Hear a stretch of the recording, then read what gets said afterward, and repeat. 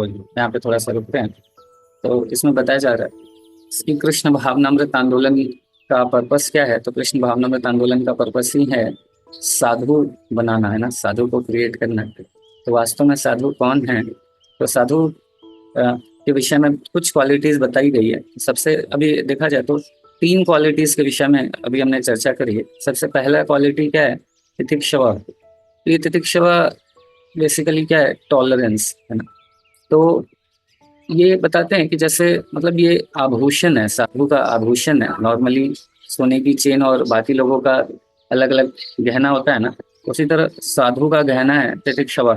वास्तव में कौन सा व्यक्ति किस स्तर का साधु है, ये इस बात पे डिपेंड करता है कि उसके अंदर कितना टॉलरेंस है ना। तो श्रील प्रभुपाद जी बहुत सुंदर एग्जाम्पल दे रहे हैं यहाँ पे कि जैसे रोग से मुक्त होने के लिए हम ऑपरेशन करवाते हैं, है ना, और ऑपरेशन बहुत कष्टदायक हो फिर भी हम इसे सहन करते हैं, है ना। उसी तरीके से जब हम साधु बनने का प्रयास कर रहे होते हैं ना, तो बहुत सारे ऑपरेशन होते हैं। सबसे बड़ा प्रॉब्लम यही है कि फिजिकल ऑपरेशन झेलना थोड़ा आसान होता है क्योंकि एनेस्थीसिया दे दिया जाता है ना। तो बेहोश करके जब ऑपरेशन करते हैं तो चलो थोड़ा सा पेन तो होता है बट चलता है।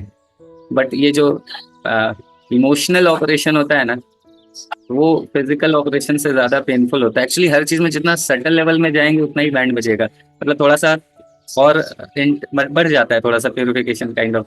तो जस्ट ऑपरेशन सिर्फ शरीर पे होता है तो थोड़ा सा तब भी टॉलरेट करना इजी है, बट मन पे जब ऑपरेशन होता है तो और डिफिकल्ट है। फॉल्स ईगो पे होता है और डिफिकल्ट होता है उसको झेलना, है ना। बट वही कौन सा व्यक्ति टॉलरेट कर पाता है जिसको पता है कि ऑपरेशन मेरे लिए बहुत इंपॉर्टेंट है। जो बच्चे होते हैं उनको अगर ऑपरेशन की रिक्वायरमेंट भी रहती है, बोलते हैं अरे क्या क्या ही जरूरत है, कोई बात नहीं रहने दो ना, ऐसे ही ठीक तो है। बट माता पिता को पता होता है कि नहीं ऐसे रह नहीं सकते, मर जाओगे तुम कुछ समय के बाद, ऐसे ज्यादा दिन नहीं टिकने वाले हो।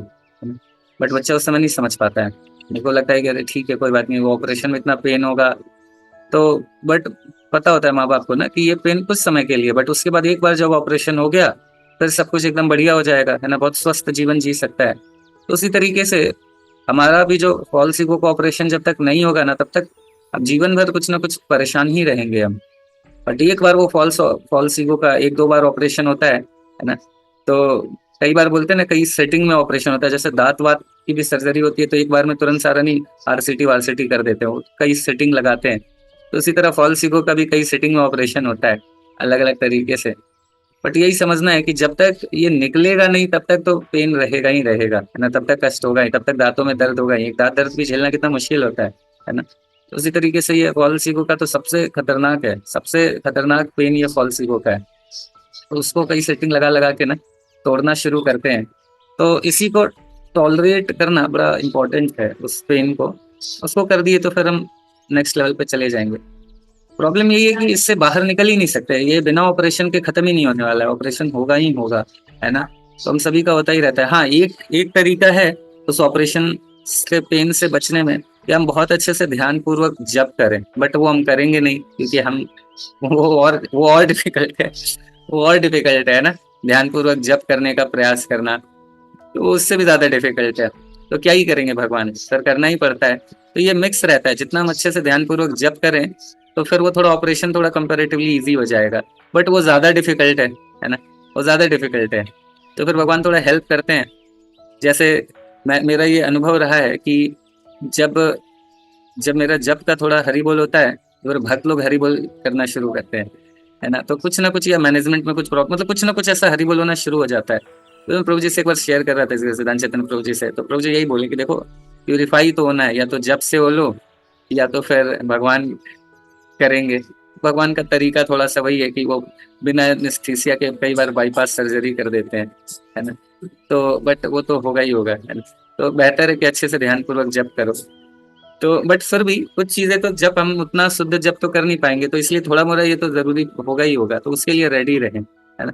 तो ये वास्तव में क्या है कि बट हमें कई बार लगता है ना कि अरे हमारा शोषण हो रहा है, या बहुत सारी ऐसी चीजें लगती हैं कि हमें कोई देख नहीं रहा है, हमें झेलना पड़ रहा है। बट हमेशा एक चीज याद रखना है कि हमेशा हम भगवान के सुपरविजन में है ना।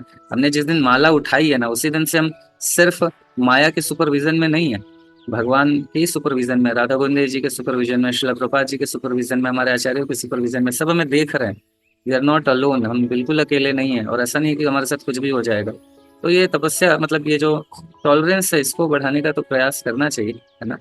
मतलब वही है कि अपना बहुत बेचैनी और एंग्जाइटी कई बार होती है जब ये पॉलिसिबो का ऑपरेशन होता है, तो उसको सहना है। जैसे ग्रेस वेदांत चैतन्य प्रभु जी बता रहे थे एक बार ना कि आ, एक ये पॉइंट शेयर कर रहे थे कि हाँ, सबसे बड़ा फाइट है मन से। सबसे बड़ा फाइट किससे होता है? मन से होता है। तो किसी ने पूछा था कि आपके लिए सबसे बड़ा चैलेंज क्या है? अभी भक्ति में आप फुल टाइम ज्वाइन कर लिए है ना, सब चीज़ है, प्रचार करने का प्रयास करें, तो सबसे बड़ा चैलेंज क्या है? तो प्रभु जी ने ये नहीं बोला, नहीं बाहर बाहर के जो फोर्सेज हैं, है ना, और नास्तिक लोग हैं, या ये हैं वो हैं, प्रभु जी ये सब तो कोई नहीं है, ये सब तो आराम से टेक केयर हो जाएगा। बट जो सबसे बड़ा चैलेंज है वो तो मन से है। तो ये जो तितिक्षव, ये बहुत महत्वपूर्ण है ना, साधु के लिए। तो पहला यही क्वालिटी है। और दूसरा क्या है? कारुणिका, है ना, करुणा होना, है ना। साधु का ये भी एक बहुत सुंदर आभूषण है। अगर वास्तव में कोई सिर्फ साधु वो अपने लिए विषय में ही सोच रहा है, तो फिर वो मतलब वो एक ठीक है, थोड़ा बहुत अच्छा ही बोलेंगे, उनको भी अप्रिशिएट करेंगे, कम से कम वो अपने विषय में सोच तो रहे हैं, है ना। लोगों को तो पता ही नहीं है कि सेल्फिश बनना भी क्या है ना। लोग तो अपने शरीर को थोड़ा इंजॉयमेंट देके सोचते हैं कि मैं सेल्फिश हो गया। सेल्फिश बनने भी नहीं आता लोगों को ठीक से, पता ही नहीं है सेल्फ क्या है, तो सेल्फिश क्या बनेंगे, है ना। तो लोग सेल्फिश भी नहीं बन सकते हैं ठीक से। तो खैर, तो साधु के अंदर एक चीज है कि वो करुणा होना बहुत आवश्यक है ना, कंपैशन होना, है ना। तो कंपैशन का मतलब जो हमें जीवे दया बोलते हैं ना, कि जो बाकी जीवात्मा उस पर भी दया करना बहुत बड़ा कर्तव्य है। ऐसे श्री रामानुजाचार्य जी को जब उनके एक गुरु ने बोला, वन ऑफ द गुरु ने बोला कि अभी ये मंत्र का आप जाप करो, इससे ना आप इसी जीवन में जन्म मृत्यु के चक्कर से बाहर निकल के भगवान को प्राप्त कर लोगे, पक्का है। बट एक ही टर्म एंड कंडीशन अप्लाइड है, किसी को बताना नहीं, नहीं तो आप सीधा नरक जाओगे। तो उनको जैसे ये चीज पता चला, वो एकदम मंदिर के छत पे चले गए, लाउड स्पीकर लेके चिल्ला चिल्ला के मंत्र सबको बता दिया। तो उनके एकदम आग बबूला हो गया, उनके जो गुरु थे। तो उन्होंने बोला, अरे तुम ऐसे कैसे कर सकते हो, तुमको पता है तुम नर्क जाओगे, ये जाओगे, बहुत उल्टा पुल्टा बोला उन्होंने। तो फिर वो जब इस तरीके की स्थिति देखे तो बेचारे मतलब वो सिंपली स्माइल कर रहे थे, कोई बात नहीं कोई बात नहीं, मतलब ठीक है चलेगा टाइप से।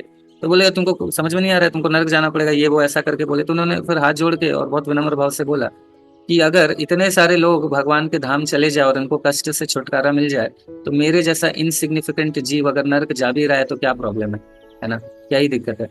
तो ये देख के उनके जो गुरु थे वो एकदम बिल्कुल नतमस्तक हो गए। बाद में वो चल के अपने बेटे को बोले आप इनसे दीक्षा लो, है ना। और फिर इनके बाद में तो जो वन ऑफ द ये शिक्षा गुरु थे, है ना, वास्तव में तो यमुनाचार्य जी से फिर फाइनली रामानुजाचार्य जी ने मतलब इनको मोस्ट मतलब जो मेन उनके गुरु बने, वो बने थे आगे चल के। बट ये वन ऑफ द शिक्षा गुरु थे। तो बाद में ये फिर इनको बताते थे कि मैं तो अब आपको अपने गुरु के रूप में देखूंगा, रेदर देन आप मेरे शिष्य हो। आप मेरे शिष्य हो ही नहीं, है ना।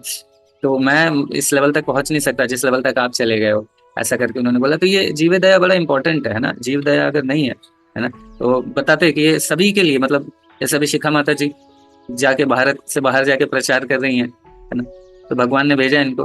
तो उसी तरीके से मतलब सभी भक्तों को प्रयास करना चाहिए कि जहाँ तक हो सके हम लोग सभी लोग भगवान के विषय में प्रचार करें, भगवान लोगों को भगवान से कनेक्ट करें, क्योंकि सबके जीवन में सब कुछ है, सिर्फ एक ही चीज की कमी है, भगवान की, है ना।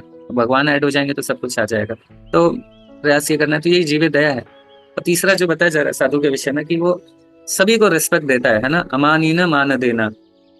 तो ये भी क्वालिटी बहुत महत्वपूर्ण है कि हमेशा वो दूसरों को तो रिस्पेक्ट देता है, बट खुद रिस्पेक्ट का एक्सपेक्टेशन नहीं करता है, जो कि बहुत ज्यादा डिफिकल्ट है। क्योंकि हम थोड़ा सा भी किसी को रिस्पेक्ट देते हैं तो इमिडिएटली बदले में कुछ चाहते हैं। जैसे ही हमने बदले में कुछ चाह लिया, इट मीन्स कि भगवान को हमने साइड कर दिया, है ना। फिर हम भगवान के लिए थोड़ी कर रहे हैं। अगर आप मतलब अगर सोचिए कि अगर मैं किसी को रिस्पेक्ट दे रहा हूँ और बदले में उससे रिस्पेक्ट चाह रहा हूँ, तो इट मीन्स कि मैं तो उस व्यक्ति के साथ बिजनेस कर रहा हूँ ना। फिर भगवान कहाँ बचे, है ना।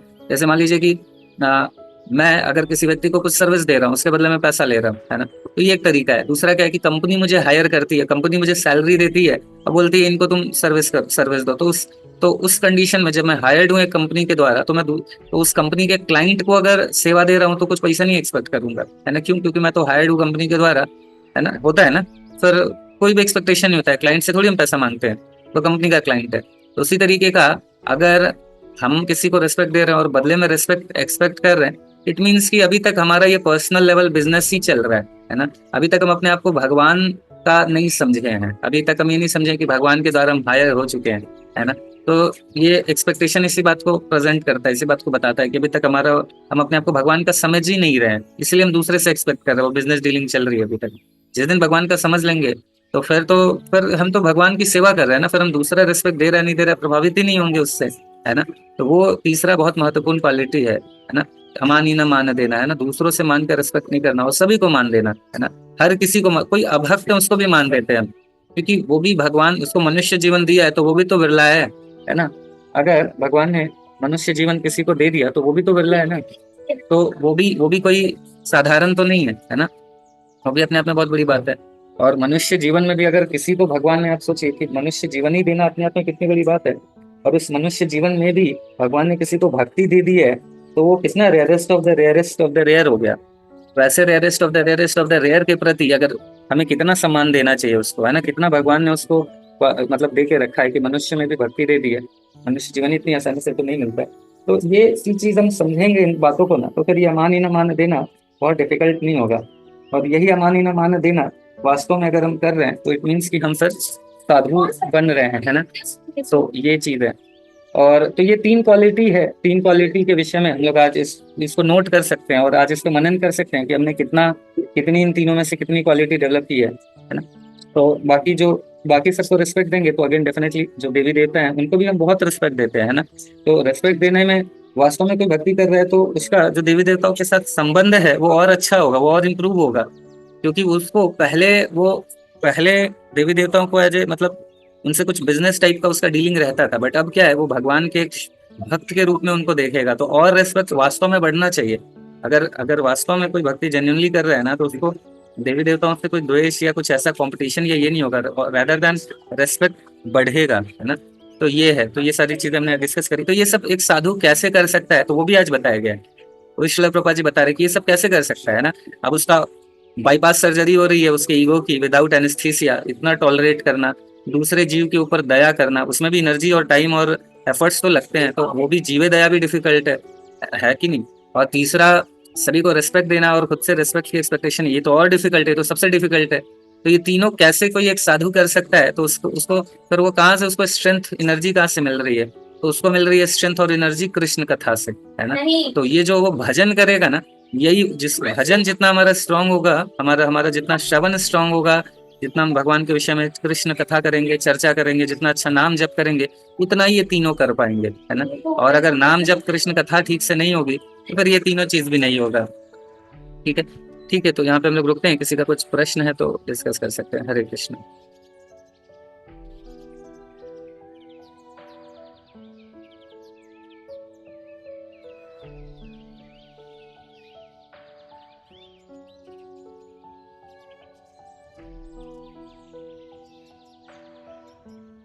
ठीक है, तो ये क्लियर हुआ तीनों को। तो बताइए इसमें कुछ आपका क्या कुछ प्रश्न है तो पूछ सकते हैं, है ना।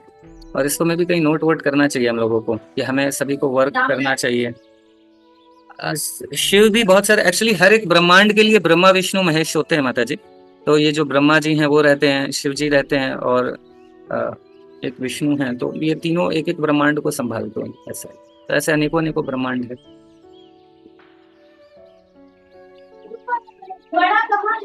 ठीक है, ठीक है। अगर प्रश्न नहीं है किसी का तो मैं भी, हम लोग सेशन को यहाँ पे एंड कर सकते हैं। मतलब अगर आ गया तो मैं भी योगा सेशन अच्छा मतलब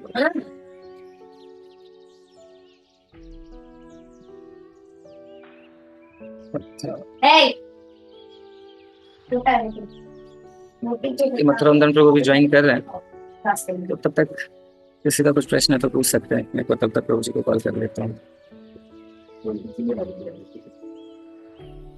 तो आज सभी प्रयास कर सकते हैं, जो हमने डिस्कस किया उस पर सोचने का, है ना। ये ऐसी परिस्थिति कई बार हम चाहे नहीं चाहे भगवान दे देते हैं, बट हम सोचते हैं अरे भक्ति में हमें ऐसी परिस्थिति क्यों आ रही है, बट वास्तव में भगवान हमें हेल्प कर रहे होते हैं। हाँ, यस। हरे कृष्ण प्रभु जी। हरे कृष्णा। प्रभु जी, देवी देवता भी तो भगवान की सेवा करते हैं, तो वो लोग भी, उन लोग का जब टाइम पीरियड खत्म हो जाता है तो वो लोग भी बैकुंठ चले जाते हैं। हाँ, डेफिनेटली देवी देवता का, अगर देखिए क्या है ना, देवी देवता जो है उसमें जैसे अगेन देवी देवताओं के विषय में जब हम लोग बात करें तो अभी शिव जी के विषय में नहीं बात करें, क्योंकि वो तो एक परम वैष्णव है, वो उनका तो एक अलग वही महाविष्णु के रूप में, महाविष्णु और शिव जी मतलब लगभग एक ही है ना। तो इसलिए उनके विषय में शिव तत्व डिफरेंट है। बट बाकी देवी देवताओं की क्या स्थिति रहती है कि वो सब भी शुद्ध भक्त हैं, बट थोड़ी सी उनके अंदर एक भावना रहती है, वो एक कंट्रोल करने की चीजों को, है ना। और थोड़ा सा वो मतलब थोड़ा सा इंजॉयमेंट और थोड़ा कंट्रोलरशिप काइंड ऑफ थोड़ा बहुत रहता है उनका। तो उनको ऐसी, इसीलिए वो जब तक वो प्यूरिफाई नहीं होता है तब तक भगवान उनको भगवत धाम नहीं लेके जाते हैं। जब तक वो चीजें रहती है तब तक देवी देवताओं के रूप में ना वो फिर चीजों को थोड़ा कंट्रोल वगैरह कर रहते हैं। पूर्ण समर्पण जब जैसे ही जीवात्मा का आता है ना, कंप्लीट सरेंडर, है ना, कि और कुछ नहीं चाहिए, सिर्फ और सिर्फ एक ही चीज चाहिए, भगवान की प्रसन्नता, है ना।